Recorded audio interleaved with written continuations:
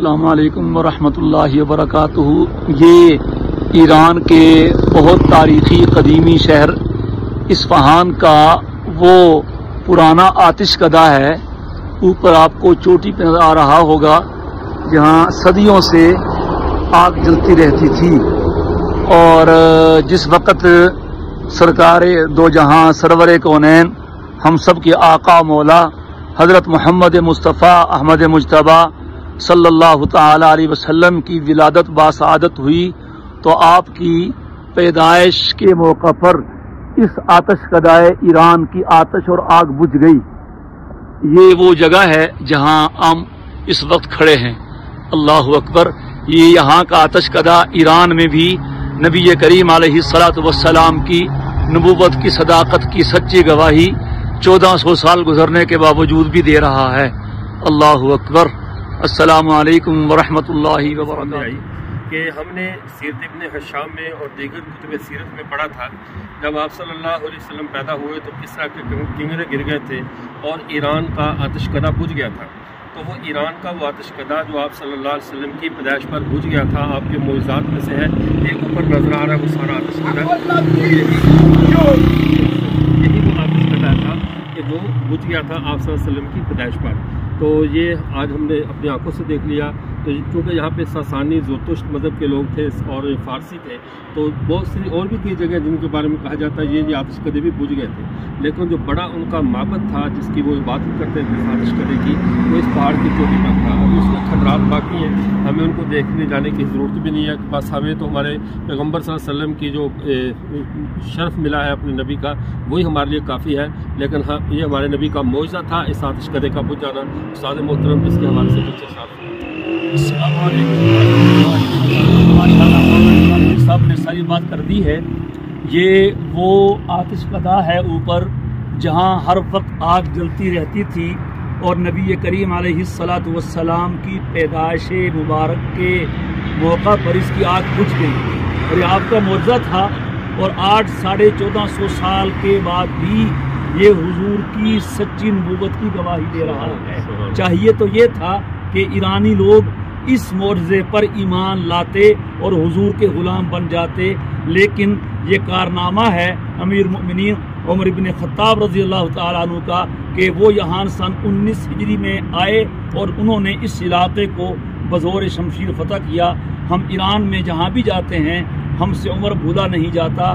کہیں فارس میں جائیں حضرت عثمان کی فتوحات سامنے ہیں، اور یہاں اور کہیں جائیں حضرت عمر رضی اللہ تعالی عنہ کی فتوحات سامنے ہیں، جہاں بے اختیار زبان سے یہی نکلتا ہے کہ کون سی وہ چیز ہے جو عمر نے اسلام کو نہیں دی ہے۔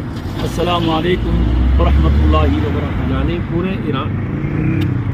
یعنی پورے ایران میں ہم گھومیں تو مطلب صحابہ کی خوشبو محسوس ہوتی ہے۔ یہ الگ بات ہے کہ کچھ لوگوں نے اپنے عقائد کی بدبو سے اسے خراب کرنے کی پوری کوشش کی ہے، لیکن وہ صحابہ کی خوشبو ہی کیا ہوئی جو ایمان والے محسوس نہ کر سکیں۔ اس اصفہان سے 4.5 گھنٹے کے سفر کے بعد ہم ابھی بس سے اترے ہیں، قم پہنچے ہیں، اور یہاں کا پاکستان کا 1.5 گھنٹے کا فرق ہے۔ ابھی یہاں 6 بج کے تقریباً 8-10 منٹ ہوئے ہیں۔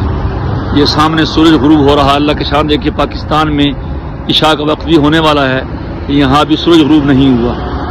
یہ سامنے یہ ابھی آبادی ہے، انشاءاللہ جب شہر میں داخل ہوتے ہیں پھر دیکھتے ہیں وہاں کیا صورتحال ہے۔ یہ قم جو ہے یہ پوری دنیا میں ان کا علمی مرکز شمار ہوتا ہے، اور ان کا حوزہ علمیہ یہاں سے پوری دنیا میں گویا کہ جو علم ہے اہل تشیع کا وہ پہنچایا جاتا ہے۔ یہ قم شہر کا ایک بڑا چوک ہے، اور یہاں آج 21 مارچ کی وجہ سے نوروز کا دن مناتے ہیں، عید ہے گویا کہ، اور اس لیے ساری تقریباً مارکیٹیں دکانیں بند ہیں۔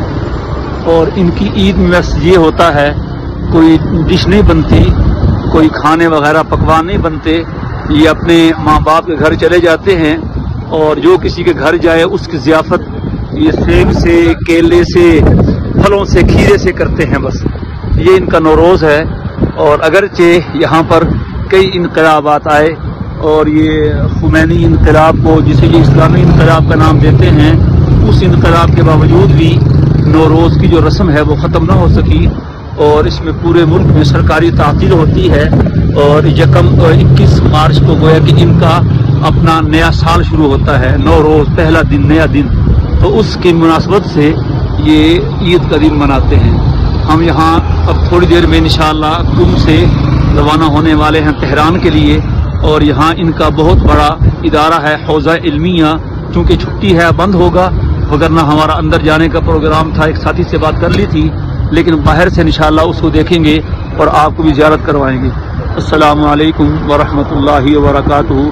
21 मार्च बरोज़ मंगल सन 2023 के सूबा फारिस के तख्ते जमशेद पे मौजूद हैं, और यहाँ आकर बहुत ही हमें फ़ायदा महसूस हो रहा है।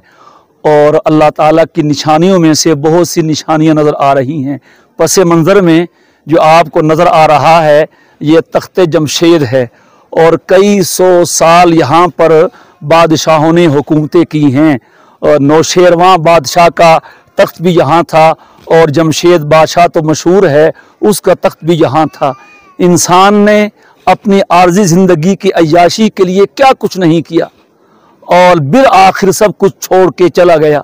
यहाँ आकर कुरान करीम की ये आयत ज़ुबान पे आ रही है कि फ़जअलनाहुम अहादीसा, के लोग इस तरह हुकूमतें करते थे, अय्याशियाँ करते थे, बिल आखिर हमने उन्हें किस्से कहानियाँ बना दिया।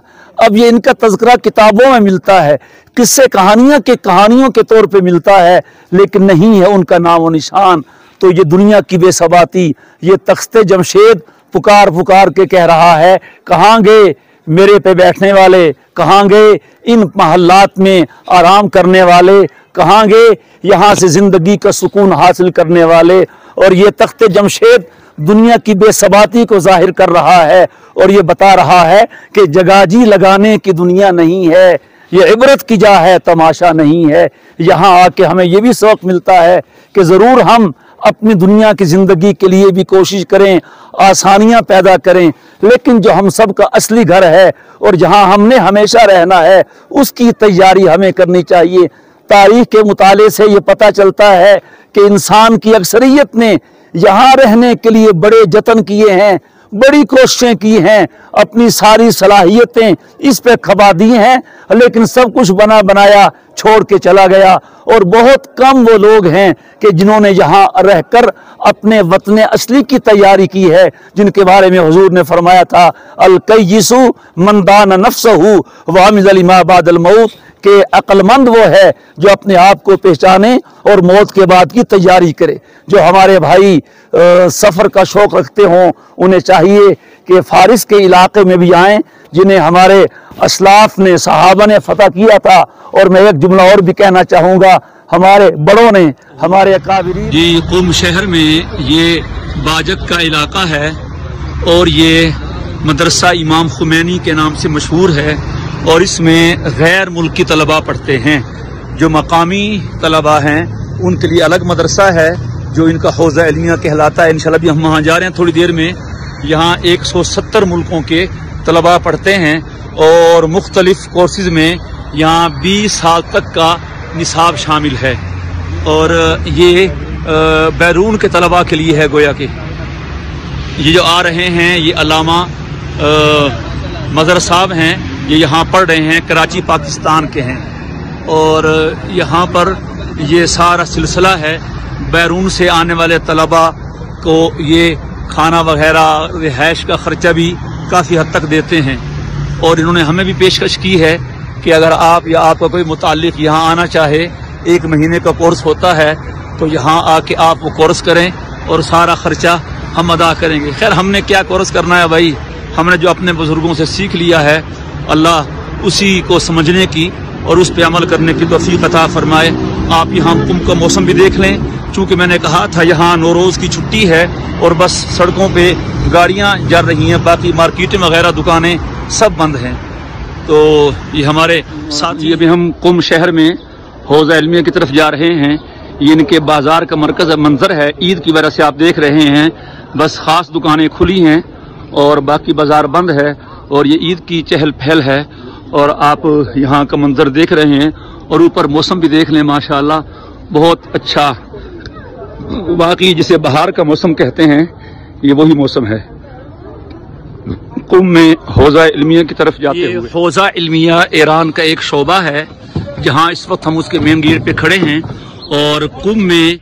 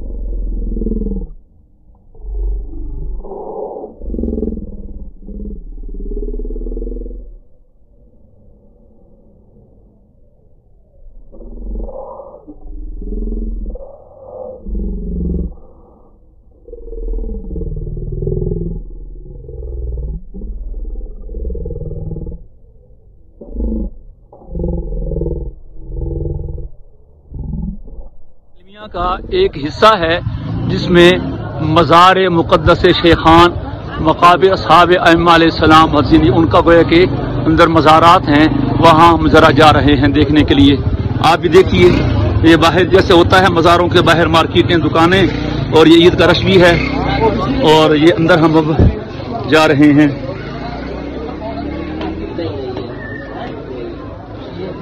یہ ہمارے رہبر ہیں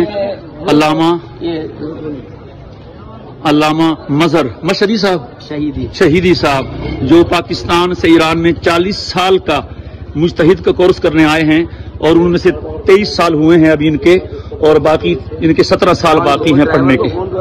ان کے بچے بھی یہاں ہیں، یہ اس کی جگہ ہے، اس میں سب جو ہے نا زیارات ہیں۔ اور آپ کو میں ایک اور عجیب بات بتاتا چلوں، یہاں پر جو مزارات ہوتے ہیں نا، ان کے ساتھ نیچے فرش پر بھی قبریں بنائی ہوتی ہیں، یہ آپ دیکھ رہے ہیں۔ اور اس کی وجہ یہ بیان کرتے ہیں کہ یہ لوگ چاہتے ہوتے ہیں کہ جو آدمی کسی بڑے کے مزار پہ آئے، کسی بڑے کی قبر پہ آئے، تو ہمیں ہماری قبر کو، ہمارے مرقد کو پاؤں سے رونتا ہوا چلا جائے، اور یہ بھی ہماری نجات کا ذریعہ بن جائے گا۔ یہ خواتین ہیں یہاں پہ، اور اندر یہ مزار ہے۔ اوپر مقبرہ میرزائے قمی، ان کا مقبرہ ہے۔ میں تھوڑا سا اندر کا منظر دکھا دیتا ہوں، خواتین بھی ہیں یہاں پہ۔ یہ حوزہ علمیہ ہے، مرکزی ادارہ، جس میں اور اس کے ذیلی شاخوں میں 70,000 ایران اور عراق کے طلباء مذہبی تعلیم حاصل کرتے ہیں۔ چونکہ یہاں یہ آج عید کا دن ہے، اور یہاں پردے کا کوئی سسٹم ہے ہی نہیں۔ آپ دیکھ رہے ہیں کس طرح مرد و عورت کا مخلوط اجتماع یہاں پر موجود ہے۔ بس ان کی عید یہی ہے۔ ہمارے ہاں تو عید میں گھروں میں کھانے بنتے ہیں اور ساری خوشیاں ہوتی ہیں، بس ان کا کچھ نہیں بنتا، صرف پھل، سیب، کیلا اور کھیرا وغیرہ یہ دیتے ہیں۔ یہ اس کے گویا کہ حوزہ علمیہ کے چاروں طرف ان کا مرکزی بازار ہے۔ اور یہ اوپر کا موسم بھی آپ دیکھ رہے ہیں، بہت اچھا موسم اللہ پاک نے بنایا ہوا ہے۔ کاش کہ ان کا در بھی اچھا ہوتا اور دل بھی اچھا ہوتا جی۔ بہرحال کسی کو قریب سے دیکھنے سے اچھا ہو، اس کی اچھائی اور واضح ہوتی ہے، اور کسی کو آدمی گندا ہو تو قریب آ کر اس کی گندگی اور بدبو اور ظاہر ہو جاتی ہے۔ امید ہے کہ آپ سمجھ گئے ہوں گے، کیونکہ العاقل تکفیہ الاشارہ ہو گئے۔